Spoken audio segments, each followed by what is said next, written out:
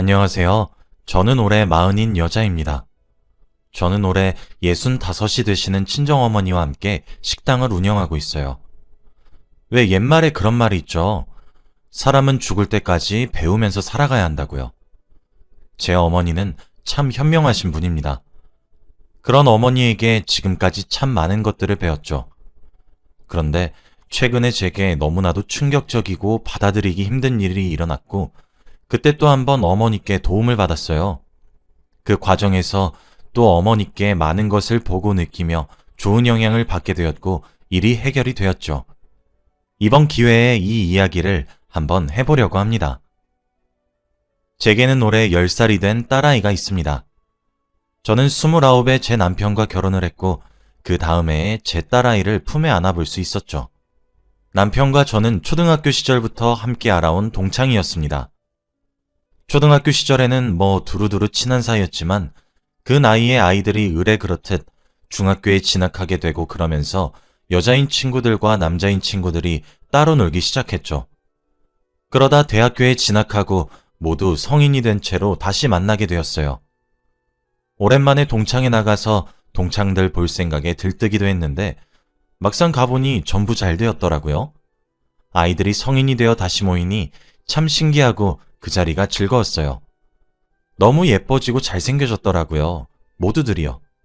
그렇게 동창끼리 밥을 먹는 자리가 생겼고, 자연스럽게 2차로 술자리가 마련이 되었습니다. 그런데 저는 정말 술이 약해요. 게다가 아이 낳은 이후부터는 몸에서 아예 받질 않고 있고요. 그 시절엔 술을 아예 못 먹진 않았지만 못 먹은 거나 다름없긴 했었죠. 당시 밥을 먹으면서도 동창들이 반주를 시작해서 몇 잔 먹은 것이 전부였는데 눈앞이 뱅글뱅글 돌더라고요. 몇 잔에 취해버린 거죠. 그때 도와준 사람이 제 남편이었어요. 남편은 참 다정한 사람이었고 전 그런 남편의 모습에 반했죠. 우리는 자연스럽게 2차를 향하는 사람들의 무리에서 빠졌고 카페에 들어갔어요. 괜찮냐고 웃으면서 다정히 걱정을 해주고 제게 아이스 아메리카노를 주면서 술 좀 깨자고 하더라고요. 그때 제 나이가 대학을 막 졸업한 뒤였어요. 그때가 계기가 되어 저와 남편은 사귀기 시작했습니다. 저는 졸업을 했으나 어머니의 가게를 물려받기 위해서 일을 배우는 입장이었어요. 저는 대학을 진학하지 않으려고 했었는데 저희 어머니가 그래도 대졸은 되어야 한다는 입장이셨거든요. 남편은 군대에 갔다가 막 복학한 참이었죠. 아무래도 저는 사회생활을 시작하게 되었다 보니 남편보다는 좀 여유로웠습니다. 그렇게 남편의 뒷바라지를 시작했어요. 남편은 교대에 다니고 있었어요. 초등학교 선생님이 되기 위해서 임용고시를 쳐야 했죠. 그것마저 전부 뒷바라지를 했어요. 그래서였던 걸까요? 남편은 제게 참 잘해주었습니다. 항상 다정했고 자상했으며 제게 늘 결혼을 꿈꾸게 해주는 사람이었어요. 내가 만일 아이를 낳는다면 저런 남자가 아이의 아버지였으면 하는 생각이 종종 들었죠. 그렇게 저의 5년간의 뒷바라지 끝에 남편은 임용고시에 붙었고 꿈에 그리던 선생님이 되었어요. 모든 사람들이 그렇듯 신입은 참 힘들잖아요? 그래서 그런지 남편도 선생님이 되고 난 이후 좀 바빠졌어요. 환영회다 연수다 뭐다 해서 술자리도 잦아졌고요. 이해했습니다. 그동안 공부하느라 얼마나 지쳤겠어요. 그런데 그때 아이가 덜컥 생겼더라고요. 지금 제 딸아이가요. 마냥 무섭고 슬프고 우울했고 정말 오만 가지 생각이 다 들었죠. 그때 제 나이가 29이었거든요. 어쩌지 하면서 누구에게 말도 하지 못하다가 결국 남편에게 털어놨습니다. 남편과 오랜만에 데이트를 위해 만나는 자리였는데 남편의 얼굴을 보자마자 눈물이 펑 터졌죠. 하긴 남편도 당황했겠죠. 오랜만에 만난 여자친구가 엉엉 울면서 두 줄이 선명한 임신 테스트기를 내밀었으니까요. 남편은 처음엔 아무 말 하지 못했지만 이내 걱정하지 말라며 제게 늘 그랬듯이 다정하게 위로를 건넸고 저를 진정시키며 달래기 시작했습니다. 그리고 그 주 주말에 저희 집에 양복을 입고 양손에 바리바리 싸들고 와서 결혼시켜달라고 허락을 구했죠. 제게 프로포즈를 하기도 했고요. 비록 사고를 쳐서 결혼을 하지만 남부럽지 않게 잘 살겠다고 믿어 의심치 않았습니다. 우린 그렇게 제가 배가 불러오기도 전에 서둘러서 결혼을 했고 그 다음에 딸아이를 만날 수 있었어요. 제가 예상했던 것처럼 남편은 아내에게 따뜻하고 딸에게는 자상한 사람이 되어 주었습니다. 안 그래도 아이들 중에서 여자아이들을 가장 좋아하는 남편이었어요. 그런 사람에게 딸이 생기니 딸바보가 되더라고요. 그렇게 저희 가족은 정말 완벽했고 평화로운 가족이었어요. 얼마 전까지 말이죠. 항상 제가 꿈꿔왔던 이상적인 가족 그 자체였거든요. 그런데 얼마 전 제가 일하고 있는 지점으로 어떤 어리고 낯선 여자가 한 명 들어왔습니다. 당연히 저는 손님인 줄 알고 자리를 안내했습니다. 그런데 제게 서류 봉투를 하나 내밀면서 궁금한 거 있으면 안에 있는 연락처로 연락주세요. 기다리겠습니다. 라고 한마디만 남긴 채로 휙 돌아서 나가버리더라고요. 저는 의아했고 뭐 하자는 건가 싶기도 했고 이상한 사람이란 생각이 참 많이 들었어요. 제가 받은 서류 봉투를 열어보기 전에 말이에요. 의아함만 가득 품은 채로 서류 봉투를 열어본 저는 차라리 까무룩 기절이 하고 싶었습니다. 수십 장에 달하는 A4 용지에는 제게 서류 봉투를 건넨 여자로 추정되는 인물과 남편의 외설스럽고 저질스러운 대화로 가득했고 함께 동봉된 수십 장의 사진들조차 제 두 눈으로 보고 있음에도 믿기 어려울 정도로 기가 막힌 애정행각을 나누는 사진이었습니다. 그리고 자그마한 USB가 하나 동봉되어 있더군요. 당연히 노트북에 꽂아서 다급하게 열어봤어요. 그 안에는 5개의 블랙박스 영상이 들어있었습니다. 이어폰을 귀에 꽂고 마음을 다스리려고 침착하려고 애를 쓰면서 덜덜 떨리는 손가락으로 동영상을 재생했습니다. 그 안에는 차마 끝까지 듣지 못할 소리들로만 가득했고 그 목소리의 인물 중 한 사람은 제가 10년 동안이나 알아온 제 남편의 목소리, 그것과 다를 바가 없었습니다. 소리만 들었는데도 기가 막혔어요. 그때 차마 영상 자체는 보지 못하고 있었거든요. 숨이 턱 막히면서 영상을 종료하기 위해 화면을 지켜본 순간 저는 아무런 말도 할 수 없었고 두 눈으로 직접 보고 있으면서도 믿겨지지가 않았습니다. 저는 너무 놀라 멈추지 못한 영상은 계속 재생이 되고 있었고 끝내 저는 두 눈을 질끈 감을 수밖에 없었습니다. 영상에서 흘러나오는 믿기 힘든 소리들과 대화 속 내용들은 그렇게 더러울 수가 없었으며 처자식이 딸려있는 유부남의 입에서 나올 수 없는, 아니 나와서는 안 되는 얘기들 뿐이었어요. 영상 속에 나온 차의 내부는 낯선 것을 보니 여자 쪽 자동차였던 것 같아요. 여자는 그 영상 속에서도 블랙박스 카메라 쪽을 힐끔거리며 웃고 있었습니다. 마치 저를 비웃는 듯이 말이에요. 여러분들은 직접 남편의 불륜 현장을 보거나 이런 이야기를 들으면 당장 찾아가서 모든 것을 엎어버리고 머리채를 잡고 난리를 칠 것이라고 확신하죠? 저도 그랬어요. 아침 드라마를 보면서 저런 것들 다리 몽둥이를 분질러야 된다고 제일 먼저 외치곤 했었거든요. 그런데 안 되더라고요. 사람이 너무 믿었던 사람에게 배신을 당하면 두 눈으로 직접 보면서도 믿겨지지가 않아요. 아닐 것이라고, 아니어야만 한다고 되뇌이면서 말이에요. 저녁에 올 남편을 기다리고 말고를 떠나 미친 사람처럼 그 여자가 연락을 하라는 연락처에 전화를 걸었습니다. 그랬더니 기다렸다는 듯이 전화를 받아서는 저더러 빨리 연락 주셨네요. 저는 빨라봤자 내일이겠거니 했는데 하더군요. 저는 만나자고 얘기했습니다. 물어볼 것도 많으니 저희 집으로 와달라고 했어요. 마침 퇴근 시간을 보니 얼마 있지 않으면 남편이 퇴근하고 집에 올 시간이더군요. 여자 쪽에서는 흔쾌히 알겠다고 하더군요. 저는 다급히 아이를 저희 어머니께 맡아달라고 했습니다. 그리고 집으로 향했습니다. 제가 도착하고 얼마 지나지 않아 그 여자가 뻔뻔스럽게 초인종을 눌렀고 제 집 안으로 들어왔습니다. 주위를 한번 크게 둘러보더니 소파에 털썩 앉아 말씀하세요 하면서 자기 손톱을 매만졌죠. 몇 살이냐는 제 질문에 그 여자는 28이라고 했습니다. 저와 제 남편과 띠동갑의 나이가 차이가 나는 여자였던 것이죠. 처자식이 있는 사람이란 것을 알고 있었냐는 제 질문에 그 여자는 당연하다고 말을 하더군요. 그때였습니다. 비밀번호를 누르는 소리가 들리더니 누군가 들어오더군요. 남편인가 해서 뒤돌아봤는데 저희 어머니가 딸아이와 함께 왔더라고요. 제가 횡설수설하며 다급하게 연락을 한 뒤 대답조차 듣지 않고 전화를 끊으니 걱정이 되셔서 왔다고 했어요.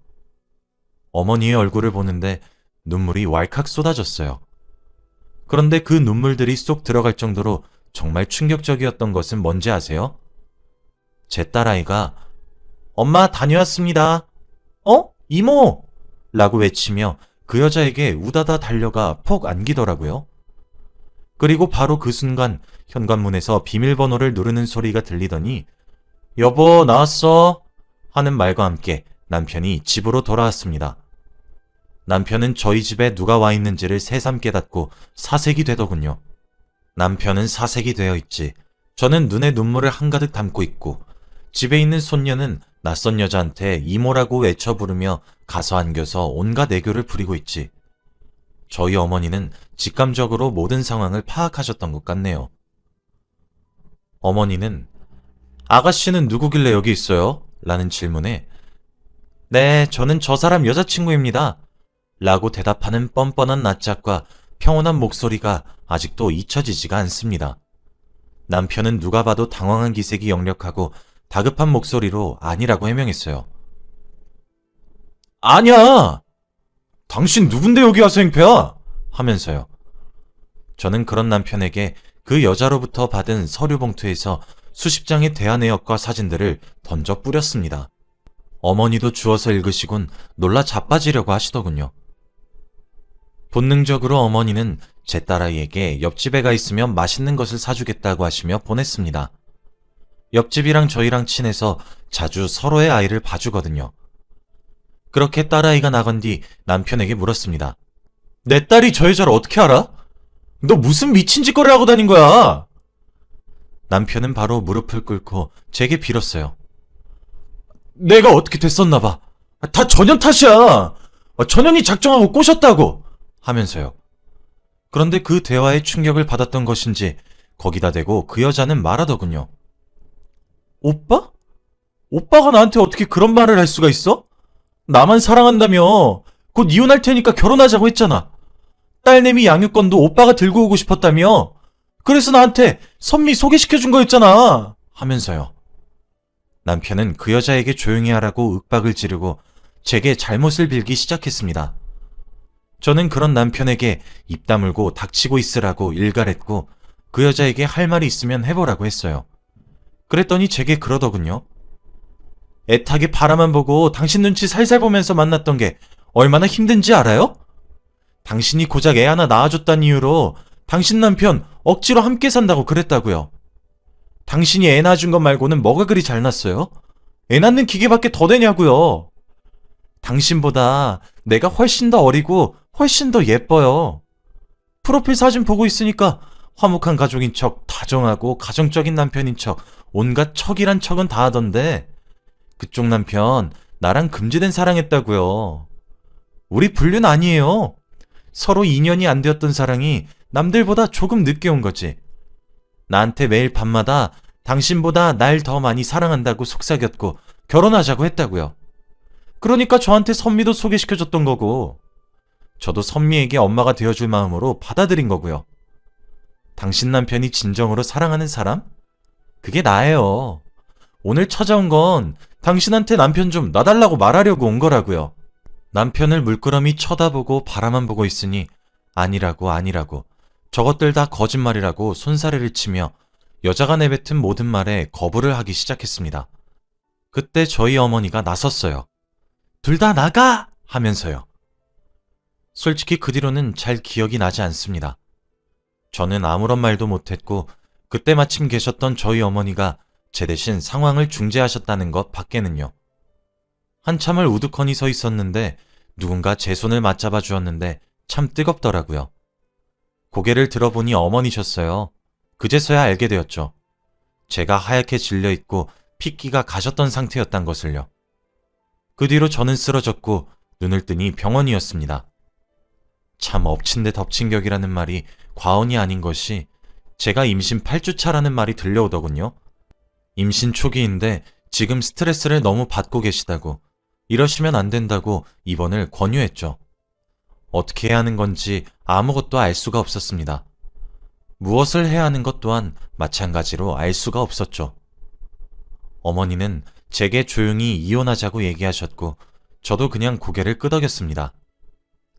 어머니는 제가 살아오면서 만난 사람들 중 가장 현명하신 분이니까요. 그렇게 이혼 소송을 준비했습니다. 증거로는 제가 상간녀에게 받은 자료들을 전부 넘겼어요. 그리고 그뿐만 아니라 사단이 났던 날 어머니가 바로 휴대폰을 켜서 대화를 녹음했더라고요. 녹음 파일도 함께 넘기니 변호사가 혀를 내두르며 이렇게 멍청한 상간녀는 처음 본다고 하셨죠. 당연히 소장이 날라갔고 시댁에서도 뒤집어졌겠죠? 시댁에서 연락이 오더라고요. 사실 저는 어머니와 함께 고깃집을 운영하고 있습니다. 사실 말이 운영이지 프랜차이즈 지점을 몇 개씩 하고 있어서 솔직히 경영에 가깝습니다. 가게들은 전부 어머니 명의로 되어 있고 어머니는 이제 가게 운영은 저에게 전부 맡기셨습니다. 저는 월급만 좀 넉넉히 받고 있는 편이고요. 어머니는 돌아가시면 제게 다 물려주실 가게이니 어렸을 때부터 좀 제대로 배우길 바랬기에 저를 가르쳤던 거였죠. 그렇게 작은 프랜차이즈 사업을 해서 그런지 친정이 좀 여유로운 편에 속합니다. 저희 아버지도 알아서 조그만 사업을 하나 하고 계시고요.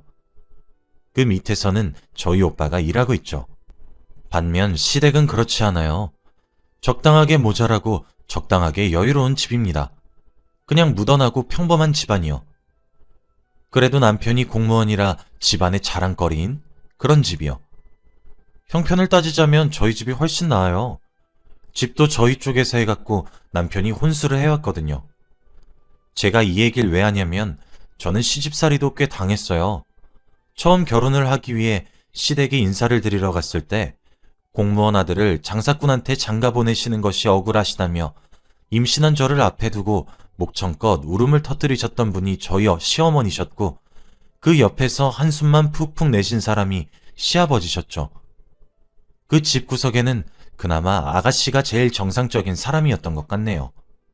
그렇게 공무원 아들을 염치 없이 뺏어간다고 조롱하고 임신한 저를 그렇게 못살게 괴롭히고 그러셨던 양반들이 남자는 한 번쯤 실수를 할 수도 있다고, 그러게 왜 남편 관리를 똑바로 하지 않았냐고 참 말 같지도 않고 기가 차는 얘기들만 하더라고요. 기껏 임신해 와서 결혼을 허락해줬는데 딸이나 낳은 사람이라며 조롱할 때는 어디로 갔는지 병원에 누워있는 제게 다가와서 손을 꼭 잡으며 우리 앞으로 잘해보자 아가 하시는데 처음으로 내가 그동안 돌았고 미쳤었던 거란 생각이 들더군요. 소리를 치고 내쫓을 힘도 없었는데 다행히 그때 저희 오빠와 아빠도 소식을 듣고 병원을 왔고 시댁 식구들을 다 내쫓았습니다. 그 이후 모든 것은 일사천리였습니다. 저는 전적으로 저희 어머니께 모든 것을 맡겼고 어머니는 절 대신해서 모든 것을 쳐내셨죠. 상간녀 소송과 이혼 소송은 전부 일사천리로 진행이 되었고 딸아이의 양육권까지 제가 받았으며 위자료 청구들도 전부 해결이 되었죠. 중간중간 남편으로부터 연락이 왔지만 그 모든 것들은 친정 식구들이 발벗고 나서서 전부 막아주었습니다. 그리고 그때 제가 난생 처음 받아보는 충격에 많이 힘들었던 것이었는지 뱃속에 있었던 아이는 유산이 되었고 그 소식까지 남편에게 들어갔죠. 남편은 울며 불며 연락을 해왔고 제게 손이 발이 되도록 싹싹 빌었습니다. 상간녀는 정말 머릿속에 무슨 생각이 들어있는 것인지 알 수가 없었는데 정말 순수하게 제게 이혼을 원했나 보더라고요. 상간녀 소송까지 들어가고 상간녀가 다니고 있던 회사와 본가에 내용증명 서류를 보내니 꽁지에 불이 붙은 듯 제게 연락해서 용서해달라고 비는데 이딴 두 사람 때문에 제 인생이 망가진 것만 같아 참 씁쓸하더군요.